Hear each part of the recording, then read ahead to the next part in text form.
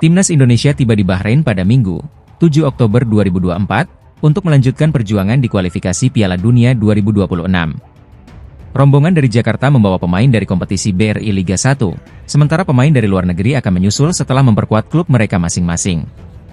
Setibanya di Bahrain, pelatih Shin Tae-yong langsung menggelar sesi latihan perdana pada Minggu malam. Sesi awal difokuskan pada pemulihan kondisi fisik pemain setelah perjalanan panjang.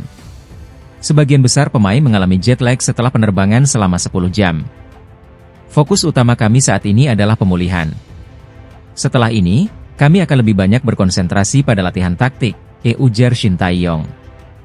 Adaptasi cuaca di Bahrain tidak menjadi masalah bagi para pemain, meski jet lag menjadi tantangan utama.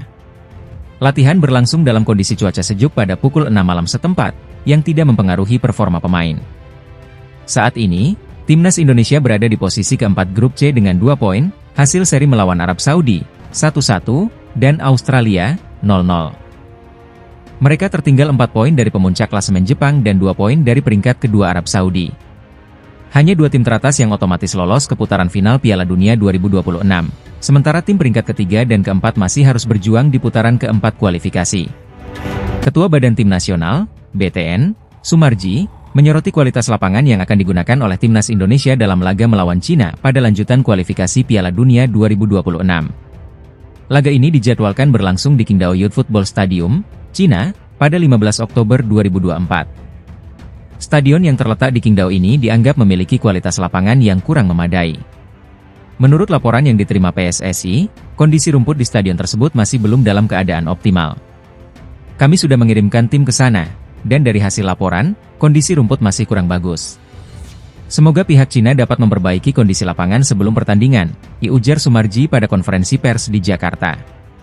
Kendati menghadapi tantangan ini, Sumarji menegaskan bahwa Timnas Indonesia siap bertanding dimanapun. Skuad Garuda juga diharapkan bisa meraih hasil maksimal, terutama karena Cina sedang dalam tren negatif usai 2 pertandingan tanpa kemenangan. Laga melawan Cina ini menjadi bagian dari upaya Timnas Indonesia untuk meraih tiket menuju Piala Dunia 2026. Kita nantikan perjuangan skuad asuhan Shin Tae-yong di Qingdao Youth Football Stadium. Meskipun menghadapi tantangan lapangan, kita semua berharap Timnas Indonesia mampu memberikan yang terbaik dalam laga penting ini. Popularitas Timnas Indonesia kini tengah melesat. Membela skuad Garuda bisa membuat seorang pemain menjadi bintang setidaknya di media sosial. Contohnya dialami Justin Hubner. Meski belum sekalipun tampil di tim utama Wolverhampton Wanderers, pengikutnya di media sosial terus bertambah. Hingga kini, Hubner sudah memiliki 2,7 juta follower.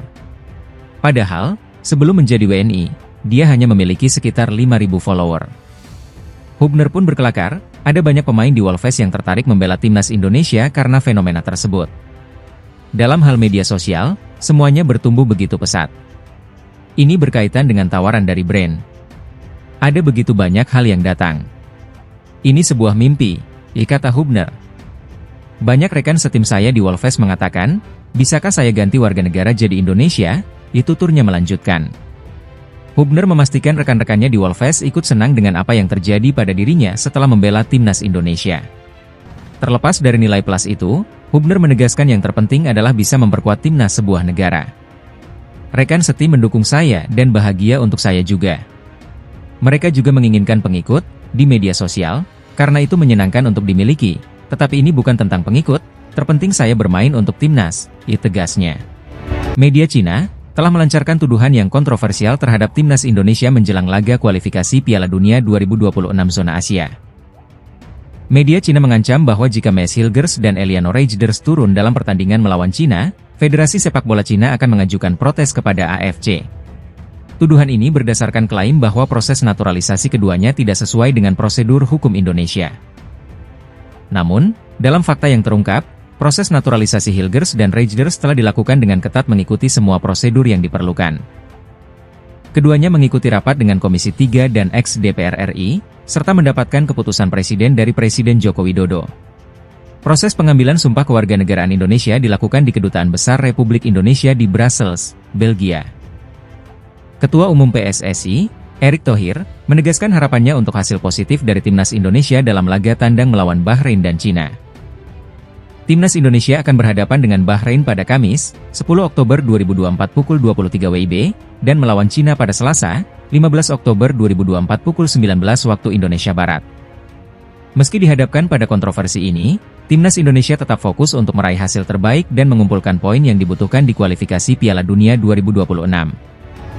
Media Cina mulai panik menjelang laga kualifikasi Piala Dunia 2026 zona Asia melawan timnas Indonesia. Mereka menyoroti dua pemain naturalisasi baru, Mads Hilgers dan Eliano Reijnders, yang menjadi perhatian jelang pertandingan ini. Cina akan menghadapi timnas Indonesia di Qingdao pada 15 Oktober mendatang. Menurut media Cina, Sohu, Hilgers dan Reijnders harus diwaspadai karena mereka bermain di Eredivisie, Liga Top Belanda. Hilgers, yang menjadi bek andalan Twente, bahkan baru saja menahan imbang Manchester United di Liga Eropa. Timnas Indonesia, di bawah asuhan Shin Tae-yong, sebelumnya mengejutkan dunia dengan menahan imbang Arab Saudi dan Australia di pertandingan awal kualifikasi. Kini, dengan tambahan Hilgers dan Reijnders, kekuatan skuad Garuda dinilai meningkat 2 kali lipat. Pertandingan Cina melawan Indonesia diprediksi akan berjalan ketat. Media Cina memperkirakan laga pada 15 Oktober mendatang akan menjadi pertarungan yang sengit. Kiper FC Dallas, Martin Paes, punya kebiasaan baru saat bergabung dengan timnas Indonesia. Sebelum memulai sesi latihan, Paes selalu menemui pelatih Shin Tae-yong terlebih dahulu di kamar hotelnya. Kami mengobrol dengan baik, tentu saja dengan para penerjemah, tetapi kami menetapkan standar yang jelas untuk latihan dan pertandingan, diujar Paes seperti dilansir dari laman resmi FC Dallas.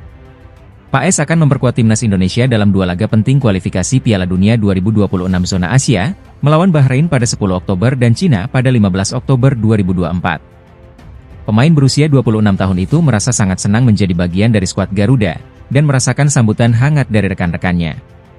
Paes mengakui pentingnya membangun kedekatan dengan tim karena dalam waktu dekat mereka akan menghadapi pertandingan besar.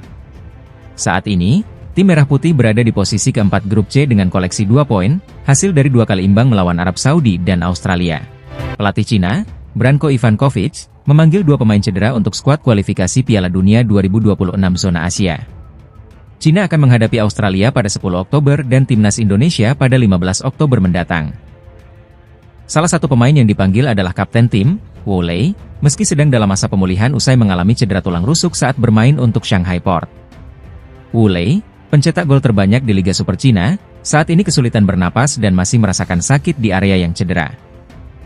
Selain Wu Lei, pemain naturalisasi, Alan, juga dipanggil meski absen dalam pertandingan Liga terakhir akibat cedera paha. Kehadiran 2 pemain yang sedang cedera ini memicu kekhawatiran, namun pelatih Branko Ivankovic tampaknya masih berharap keduanya dapat pulih tepat waktu untuk membantu Cina mengamankan poin pertama mereka setelah 2 kekalahan awal dari Jepang dan Arab Saudi. Cina saat ini berada di posisi sulit di grup C, dan laga melawan Australia serta Indonesia akan sangat krusial untuk menjaga asa mereka lolos ke Piala Dunia 2026.